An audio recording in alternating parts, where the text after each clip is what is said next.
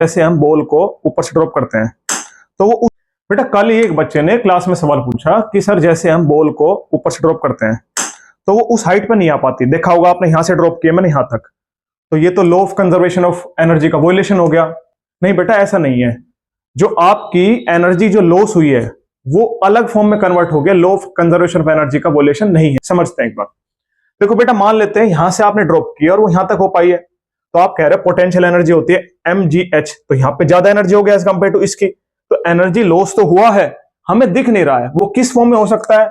May be sound, क्योंकि ton आवाज आई है तो साउंड, देखो सम फॉर्म ऑफ एनर्जी, तो कुछ तो साउंड प्रोड्यूस करने में लगा होगा ना, क्योंकि कंजर्वेशन ऑफ एनर्जी तो चलता ही रहता है। तो कुछ एनर्जी आपकी साउंड में गई होगी ना, और कुछ एनर्जी हीट में, माइन्यूट हीट, और दूसरा एयर रेजिस्टेंस, क्योंकि वैक्यूम तो है नहीं।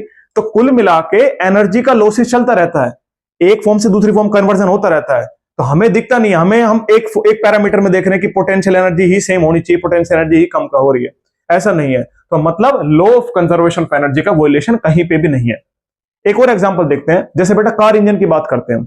अब कार इंजन में आप देखा होगा, इंजन स्टार्ट करते हैं नॉइस क्रिएट करता है, कुछ टाइम में आप देखोगे इंजन गर्म हो जाता है।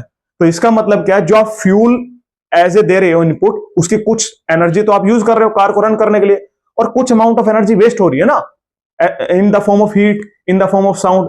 तो ऐसे एनर्जी का कन्वर्जन एक फॉर्म से दूसरी फॉर्म में होता रहता है, लेकिन जो total energy input, total energy output, वो आपकी सेम होती रहती है। I hope it's help. जय हिंद, जय भारत।